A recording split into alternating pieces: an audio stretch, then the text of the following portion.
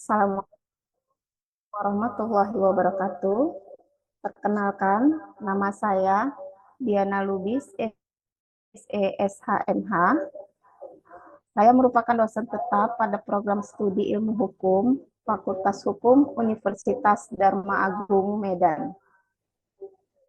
Dedikasi saya sebagai dosen telah berjalan selama 11 tahun dengan fokus bidang keahlian pada hukum perdata dan resolusi konflik.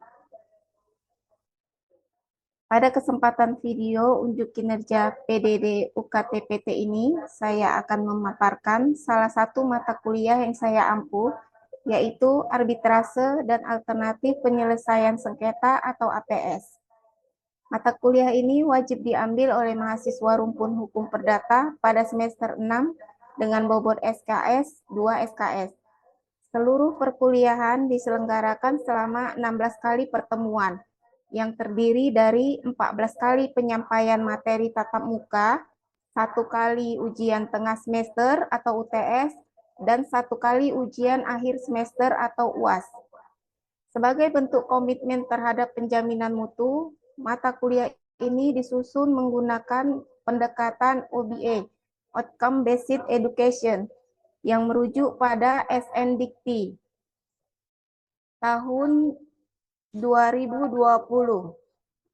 Mata kuliah ini didesain agar selaras antara capaian pembelajaran, materi bahasan, metode, hingga evaluasi.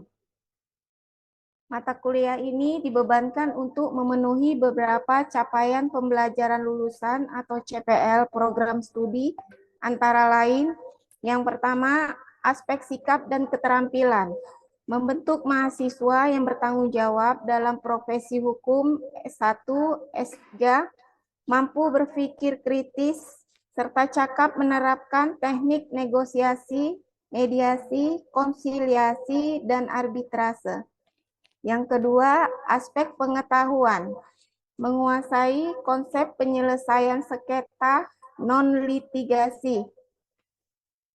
CPL tersebut diturunkan ke dalam 5 capaian pembelajaran mata kuliah yang terukur oleh pertama, CPMK menjelaskan konsep sengketa perdata, teori konflik, dan urgensi APS dalam sistem hukum Indonesia. CPMK yang kedua, menganalisis dasar hukum, prinsip, serta berbagai bentuk APS di Indonesia. CPMK yang ketiga, menerapkan teknik negosiasi, mediasi, dan konsiliasi dalam sengketa perdata sederhana. CPMK yang keempat, menganalisis mekanisme arbitrase mulai dari perjanjian, pemeriksaan, hingga pelaksanaan putusan. CPMK yang kelima, mengevaluasi efektivitas APS modern di era digital. Yang kedua, deskripsi singkat dan distribusi materi pertemuan. Secara garis besar, mata kuliah ini membekali mahasiswa dengan pengetahuan teoritis dan praktis mengenai penyelesaian sengketa di luar pengadilan atau non-litigasi. Berikut adalah distribusi materi pembelajaran dari pertemuan pertama hingga akhir. Pertemuan pertama, pengantar sengketa perdata dan urgensi alternatif penyelesaian sengketa atau APS. Pertemuan kedua, konsep dasar APS dan perbandingannya dengan jalur litigasi pengadilan. Pertemuan ketiga, landasan normatif dan dasar hukum APS di Indonesia berdasarkan Undang-Undang Nomor 30 Tahun 1999.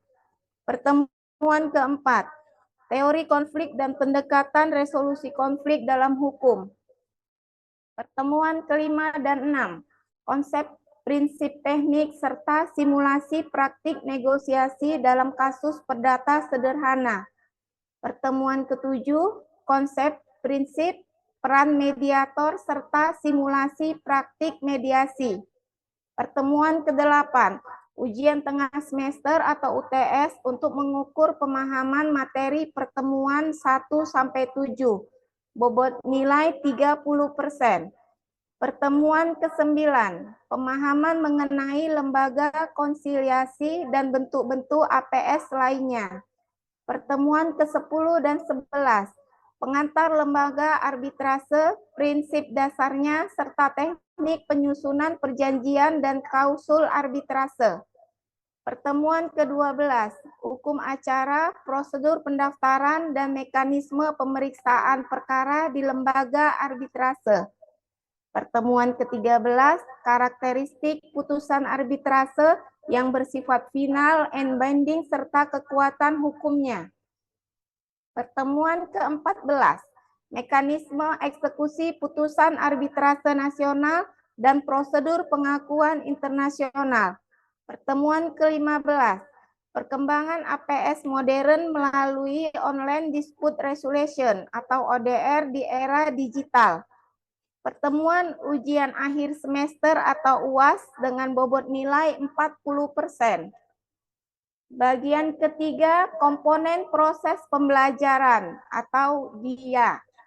Dalam melaksanakan perkuliahan ini, saya menerapkan strategi DIA, Delivery Interaction Assessment, secara konsisten. Yang pertama, model dan metode pembelajaran delivery. Untuk memicu keaktifan mahasiswa, saya menggunakan kombinasi metode interaktif seperti case-based learning atau pembelajaran berbasis kasus untuk membedah putusan Mahkamah Agung, project-based learning, serta metode simulasi dan role play, serta mempraktikkan proses mediasi dan persidangan arbitrase. Yang kedua, media dan interaksi atau interaction. Interaksi dilakukan secara blended, memanfaatkan tatap muka di kelas secara interaktif, diskusi kelompok, serta forum tanya-jawab. Media pembelajaran didukung oleh pengguna slide presentasi, modul hukum, dan teknologi informasi. Yang ketiga, sistem penilaian atau asesmen. Penilaian dilakukan secara objektif dan transparan dengan indikator yang terukur sesuai RPS. Komponen penilaian meliputi keaktifan kelas dan kuis atau tugas 30%, UTS, ujian tengah semester 30%, dan UAS 40%.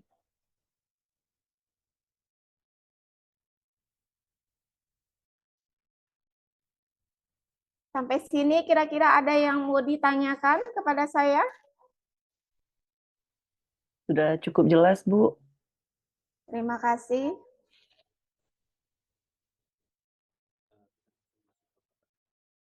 Kita akan lanjut masuk ke pertemuan mata kuliah alternatif penyelesaian sengketa dan arbitrase.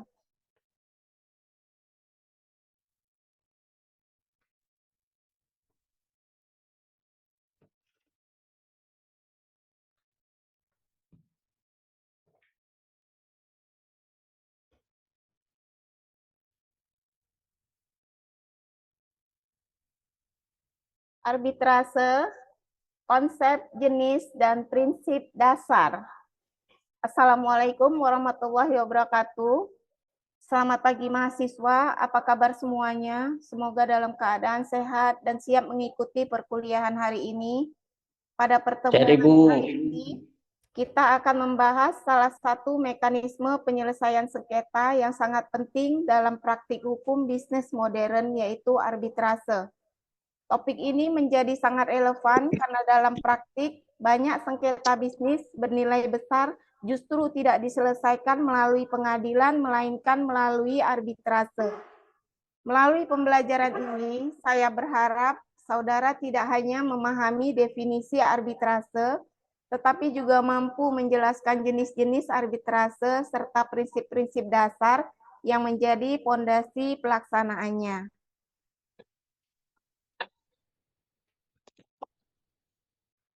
CPMK dan tujuan pembelajaran. Sebelum masuk ke materi inti, mari kita lihat terlebih dahulu capaian pembelajaran yang akan kita capai pada pertemuan hari ini. Setelah mengikuti pembelajaran ini, saudara diharapkan yang pertama mampu menjelaskan konsep arbitrase, yang kedua mampu mengidentifikasi jenis-jenis arbitrase, yang ketiga mampu menganalisis prinsip-prinsip dasar arbitrase, Dan yang keempat, mampu membedakan arbitrase dengan penyelesaian sengketa melalui pengadilan.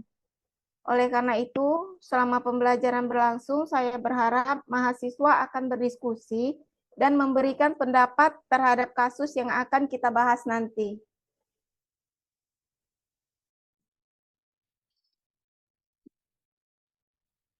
Persepsi. Sebelum kita membahas arbitrase, saya ingin mengajukan satu pertanyaan sederhana. Menurut saudara, apakah setiap sengketa bisnis harus selalu diselesaikan melalui pengadilan? Silakan dipikirkan sejenak. Menurut saya, iya Bu. Izin Bu, untuk penyelesaian sengketa, kita Iya, bisa sepengetahuan kita itu mungkin bisa melakukan di mediasi ya Bu. Apakah benar Bu seperti itu? iya. Tidak harus kepada lanjut ke pengadilan, mungkin bisa modelnya ke mediasi dulu seperti itu Bu. Mohon penjelasannya Ibu. Iya, bisa.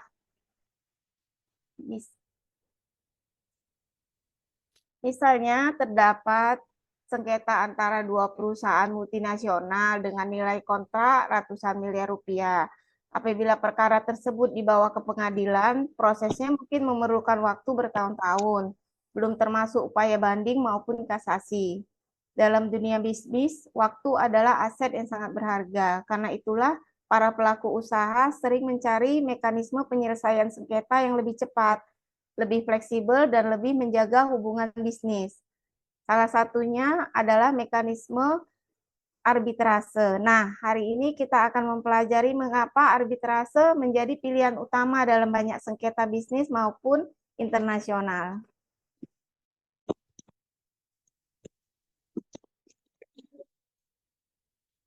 Selanjutnya kita akan membahas peta konsep. Agar pembahasan kita lebih sistematis, mari kita lihat peta konsep berikut. Ketika terjadi sengketa, pada dasarnya terdapat dua jalur penyelesaian. Yang pertama adalah litigasi, yaitu penyelesaian melalui pengadilan. Dan yang kedua adalah non-litigasi, yaitu penyelesaian di luar pengadilan. Arbitrase termasuk ke dalam kelompok penyelesaian sengketa non-litigasi. Dalam pembahasan hari ini, fokus kita akan dibagi ke dalam tiga bagian utama. Yang pertama, konsep arbitrase. Yang kedua, jenis-jenis arbitrase. Dan yang ketiga, prinsip-prinsip dasar arbitrase. Dengan memahami tiga aspek tersebut, saudara akan memperoleh gambaran utuh mengenai arbitrase dalam sistem hukum Indonesia. Oke, kita lanjut untuk yang berikutnya. Konsep arbitrase. Baik, sekarang kita masuk pada konsep dasar arbitrase. Secara yuridis, pengertian arbitrase diatur dalam pasal 1 angka 1 Undang-Undang Nomor 30 Tahun 1999. Menurut ketentuan tersebut, arbitrase adalah cara penyelesaian suatu sengketa perdata di luar peradilan umum yang didasarkan pada perjanjian arbitrase yang dibuat secara tertulis oleh para pihak yang bersengketa. Dari definisi tersebut, terdapat beberapa kata kunci penting. Yang pertama, arbitrase merupakan penyelesaian sengketa perdata. Yang kedua, penyelesaian dilakukan di luar pengadilan. Yang ketiga, arbitrase hanya dapat dilakukan apabila terdapat kesepakatan para pihak. Artinya, arbitrase tidak dapat dipaksakan secara sepihak. Jika para pihak tidak pernah menyepakati arbitrase, maka sengketa pada umumnya akan diselesaikan melalui pengadilan. Inilah yang membedakan arbitrase dari proses litigasi.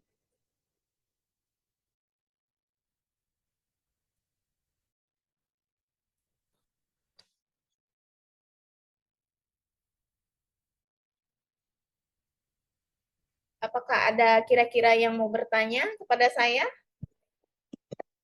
Ada Bu.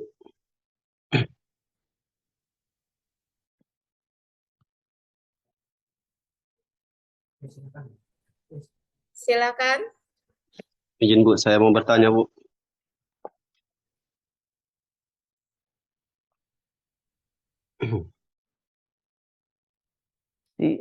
Vidi mana Vidi? Vidi, Izin Bu. oh oke. Oke. Apabila putusan arbitrase bersifat final dan mengikat, bagaimana jika salah satu pihak merasa putusan tersebut tidak adil atau terdapat kesalahan dalam proses pemeriksaannya?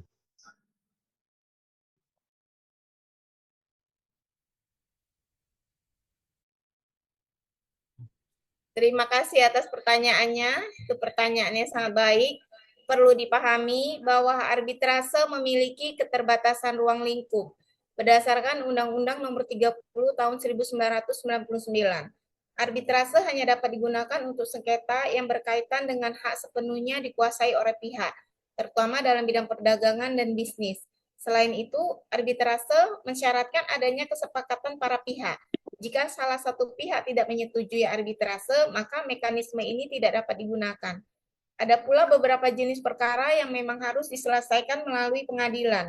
Misalnya perkara pidana, perceraian, atau sengketa tata usaha negara. Jadi meskipun arbitrase memiliki banyak keunggulan, tidak semua sengketa dapat atau cocok diselesaikan melalui arbitrase.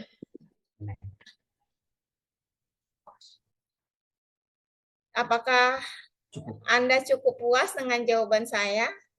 Cukup, Bu. Terima kasih.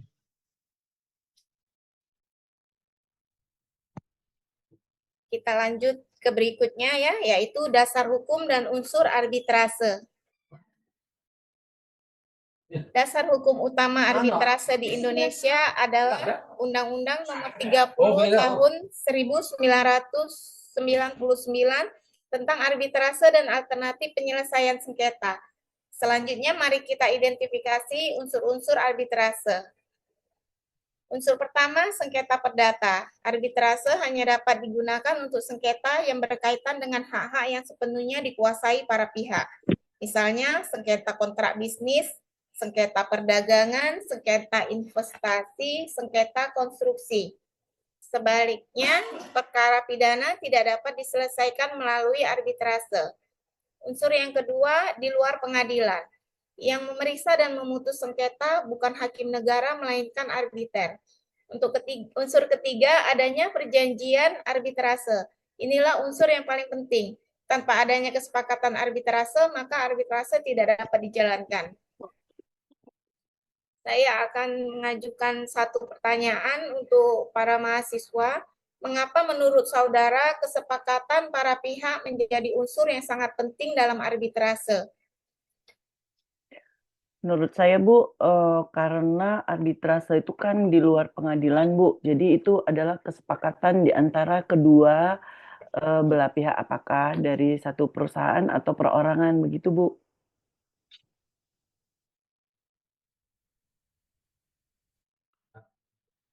Bisa lanjut? Oh, mantap dengan jawabannya. Kita lanjut. Jenis-jenis arbitrase. Secara umum, arbitrase dibedakan menjadi dua jenis. Yang pertama, arbitrase ad hoc. Arbitrase ad hoc dibentuk khusus untuk menangani satu sengketa tertentu. Setelah sengketa selesai diputus, keberadaan arbitrase tersebut berakhir. Kelebihannya adalah fleksibilitas yang tinggi karena para pihak dapat menentukan sendiri prosedur yang akan digunakan. Yang kedua, arbitrase institusional. Arbitrase ini dilaksanakan melalui lembaga arbitrase permanen. Contohnya di Indonesia adalah BANI, Badan Arbitrase Nasional Indonesia. Sedangkan di tingkat internasional terdapat CEIC Singapura, ICC Paris, HKIIC Hong Kong. Lembaga-lembaga tersebut telah memiliki aturan dan prosedur yang baku sehingga proses penyelesaian sengketa menjadi lebih terstruktur. Dalam praktik bisnis modern, arbitrase institusional lebih banyak digunakan karena memberikan kepastian prosedur. Berikutnya, prinsip dasar arbitrase. Sebelum ke prinsip dasar, dari lembaga ini, kalian ada yang tahu nggak? Dari 3 lembaga ini, kalian tahu nggak? Sebelum saya lanjut ke prinsip dasar arbitrase, kalian ada yang tahu nggak dari ketiga lembaga ini? ada Bu, untuk dari tingkat BANI itu di tingkat nasional ya Bu, penyelesaian sengketanya sengketa bisnis maupun sengketa perdata dilakukan di tingkat nasional ya Bu ya. Ya, Oke, terima kasih Bu. ya terima kasih. Kita lanjut ya, prinsip dasar arbitrase. Sekarang kita masuk pada bagian yang sangat penting, yaitu prinsip-prinsip dasar arbitrase. Yang pertama, prinsip konsensual. Arbitrase lahir dari kesepakatan para pihak. Tidak ada kesepakatan, maka tidak ada arbitrase. Yang kedua, prinsip kerahasiaan. Berbeda dengan persidangan yang umumnya terbuka untuk umum. Arbitrase bersifat tertutup. Hal ini sangat penting bagi dunia usaha karena informasi bisnis dapat tetap terjaga. Dan yang ketiga, prinsip keberadaan memilih arbiter. Para pihak bebas memilih arbiter yang dianggap memiliki kompetensi dan keahlian tertentu. Misalnya, sengketa konstruksi dapat diperiksa oleh arbiter yang memahami bidang konstruksi. Yang keempat, prinsip final dan mengikat. Ini merupakan salah satu keunggulan arbitrase. Putusan arbitrase bersifat final dan mengikat. Artinya, pada prinsipnya tidak tersedia upaya hukum biasa seperti banding maupun kasasi. Yang kelima, prinsip efisiensi. Arbitrase dirancang agar proses penyelesaian sengketa lebih cepat dan lebih sederhana dibandingkan litigasi.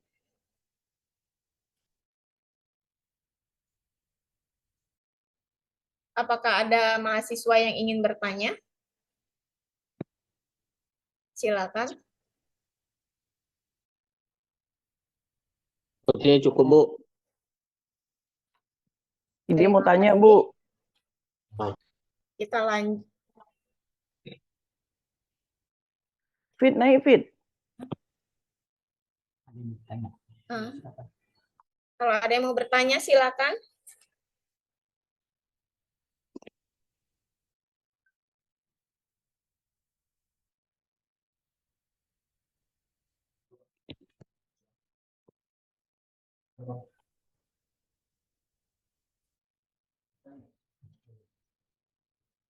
Tidak ada. Kita lanjut ya.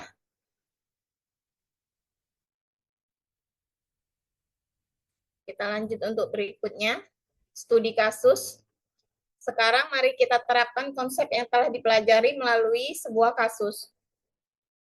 PT Nusantara Energi dan PT Global Engineering membuat kontrak pembangunan pembangkit listrik.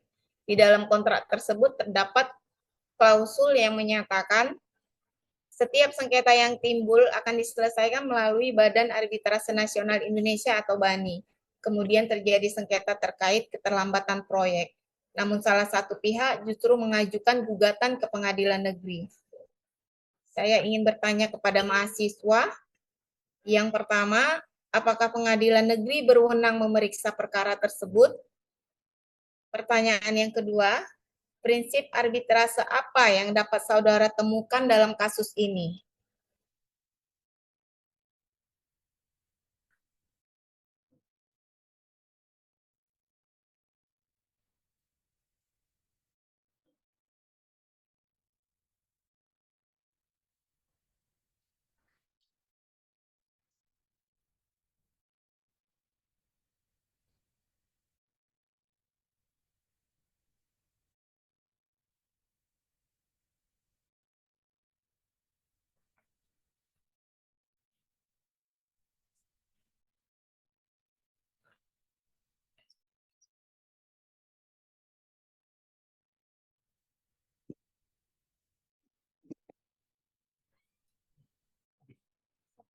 Kesimpulan.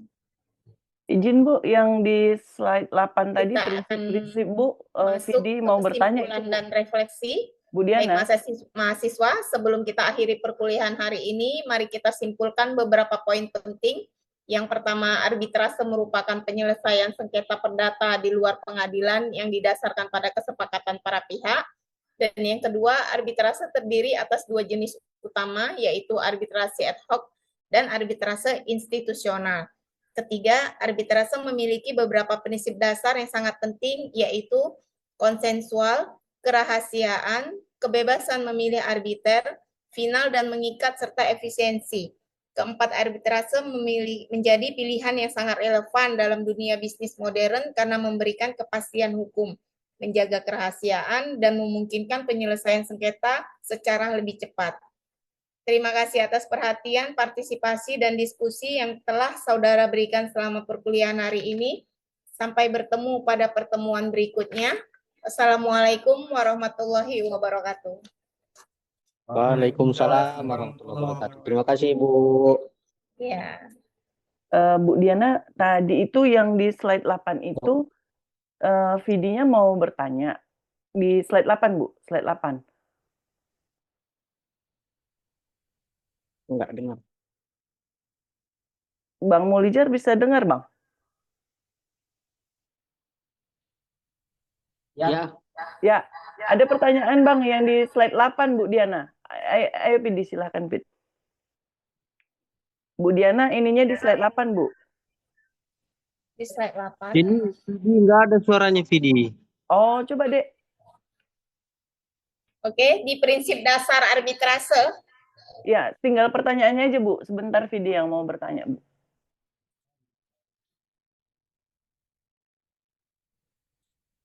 Oh, Vidi nggak keluar suaranya.